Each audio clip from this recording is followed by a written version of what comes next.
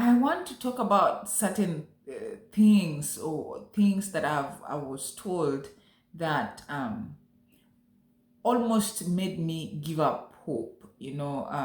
Almost made me feel that really there was nothing of value trying to fight something like cancer. What for? When anyway, the eventuality that I'm facing is that I'm at the end of my journey. I'm at the end of my road. Um, and so those are words that people spoke that I believe they did not know. They spoke with all honesty and genuine care, but many of them, I believe, did not know what impact those words had on me. Instead of maybe a positive impact that they think or feel that was going to impact me, it impacted me negatively. Okay, and so those are some of the statements that I want to share today, and you may find that you have used them in the past, or you had not seen anything wrong with them. But I think when I share with you how much it affected me, maybe it can help you or help all of us in knowing when to speak and when to be quiet, and when it is time to speak, what would be good to say at a specific time. So yeah, that's what I want to talk about today.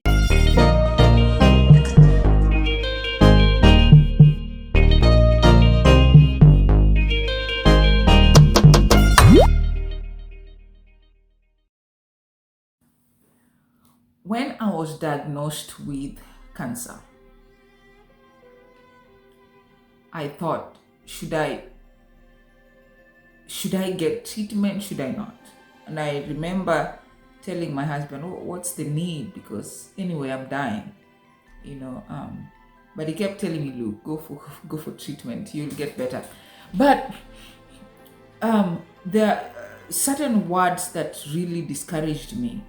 Okay, so number one, number one, there are people who have lost loved ones to cancer in the past, and I'm really, really sorry for your losses.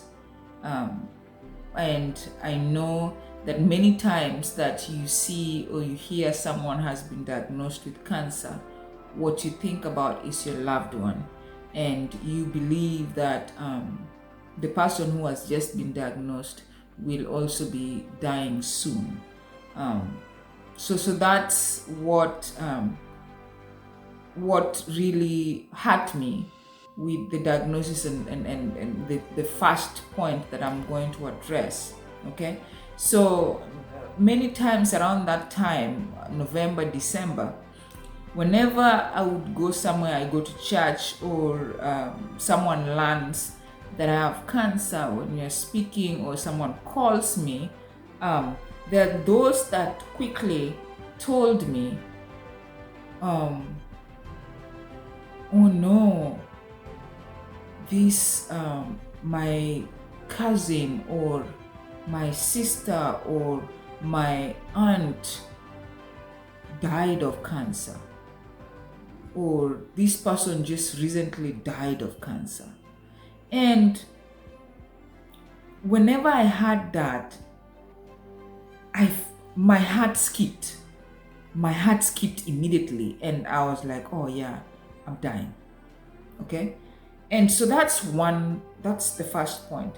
Unless there's different context, unless that person, if I am close to you and I know this loved one of yours had passed away with cancer, that's something we can talk about, and it won't even affect me that much, because I have close friends. I have one very close friend, actually two, whose sister passed with cancer and mom passed with cancer, actually both breast cancer.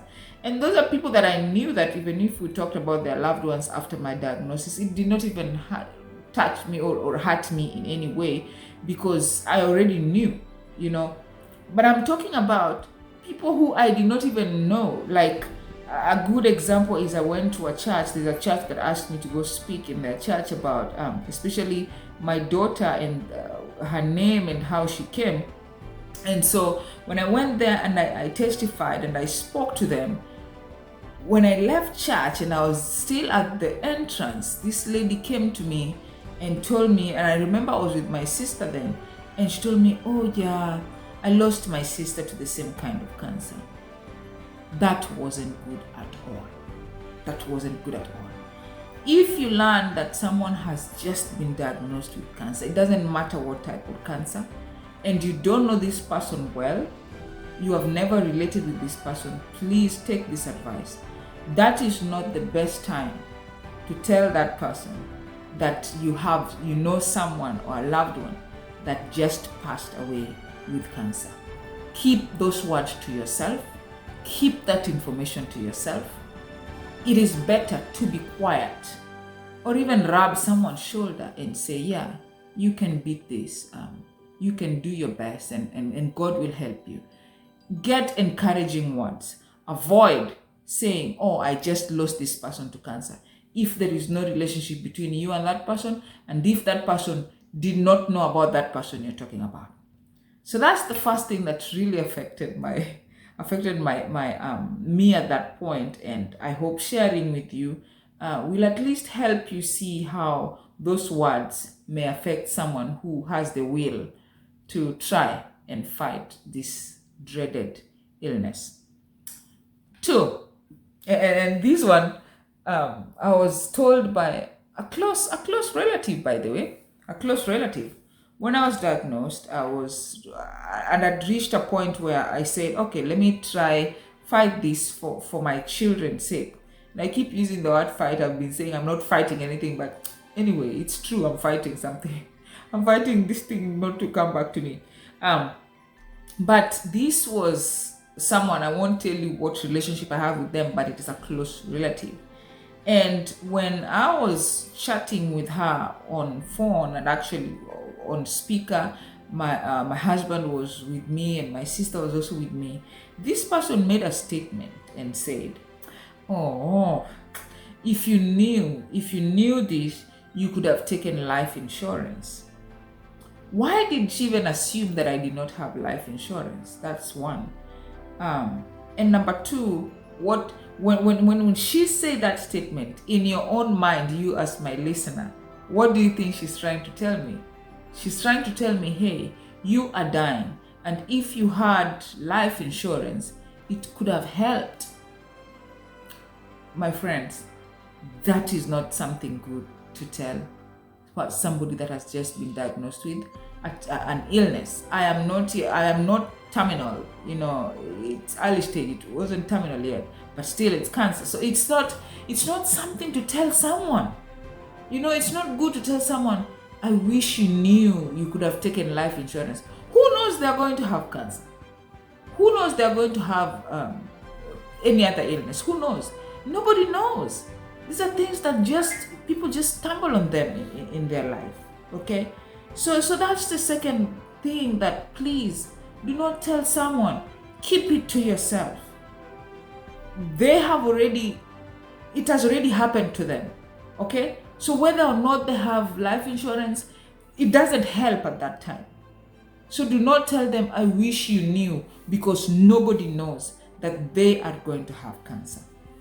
So that's the second thing that really, really hurt me coming from someone's mouth. Another that really hurt me inside my heart.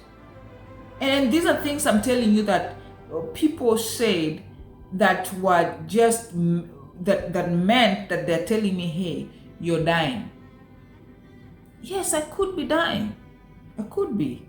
But what's the problem with that? I've come to accept that. What's the problem with that? Who is not dying? Are you not going to die? The only difference is somebody may live longer than another, but everybody has to vacate. Everybody has to vacate. And so all these statements that people say when someone has been diagnosed that signify, hey, you're leaving this planet, they're not good. At least try to give someone hope. Try to make someone believe that at least they stand a chance. They stand a chance.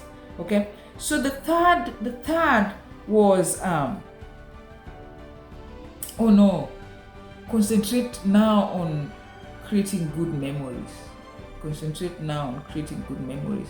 And I agreed with that because, I really want to create good memories with my kids. And then as I was continuing to chat, I said, you know what, but I may survive. I can survive long. The people survive. Then this person told me, how long do they survive anyway? How long do they survive anyway? That statement hurt me to the core. So this person was essentially telling me, hey, you're not gonna be, even if you're going to survive, you're not going to survive this thing long. Okay? Those are not statements to tell someone. Those are not statements to tell someone. It is no one's business to determine how long another one is going to live, whether it is cancer or not. Okay? Because fact of the matter is, that person with cancer may even outlive you who does not have cancer. Because accidents happen. Vehicles crash, aeroplanes crash, malaria kills, COVID-19 kills. Even food that we eat kill us. You know, somebody may be eating fish and then the fish bone goes and does something and that person dies. So we cannot make it seem like it's only people who have cancer that die. Okay, so I just wanted to share those three instances. Actually the four. The fourth one also was another relative. Oh, actually relatives need to be very careful. Actually, I have 5. Relatives need to be very careful because this other fourth one had called and I was given the phone to speak and they told me, also that one started with I wish you knew. I wish you knew you could have started on a keto diet. Is it keto or keto? You should have started on a keto diet. Guys, when someone is diagnosed of cancer, stop all these statements of I wish you knew. Do not use the statements I wish you knew because that person can never know. Nobody ever knows they're going to have this thing. It just creeps. It comes like a thief. So be careful. Be careful the things that come from your lips to the ears of someone who has just received a shock of their life. And this is a learning lesson for all of us, even for me. I learned from it. And this last one actually is very funny. This last one is very funny. When someone is diagnosed with this or going through something, at least reach out to say, hey, I'm praying for you, or how can I support you? How can I help you to beat this? So my one of my cousins calls me and tells me, hey, this cousin called the other cousin, and they were chatting, and this one reports and tells me this cousin has just told her, oh no, I feel for Diana's husband. This is so funny, please don't laugh loud. I feel for Diana's husband. And then this cousin asked, why do you say that? Because Diana doesn't have breast now. She doesn't have breast.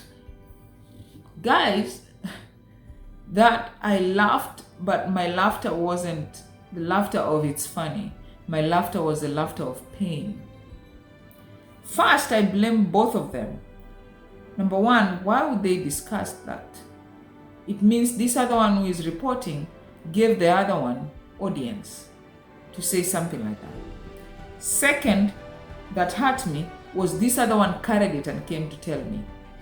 She should not have come to tell me that. And thirdly, the one who said it pains me because instead of that person feeling pain that Diana has gone through this, that person is literally feeling pain for a husband who will not whose wife will not be having breast. And I just want to be open here. You know, I'm getting open, and I think it may seem uncomfortable, but I'm getting open. just for us to learn some lessons. Okay, so it's just good to be very careful in how we say things, or things that we select or we choose to say to people that have just been diagnosed with cancer. Avoid saying things that literally tell these people, hey, you don't have a chance. Be an ambassador of hope. Be that person who will give hope to someone. Yeah, so I hope you learned something. If you have any questions, feel free to ask me in the comments. If there are things that you've said, or you think you want to tell someone else, and you want me to weigh on them, feel free to share with me, and I will let you know what my opinion is.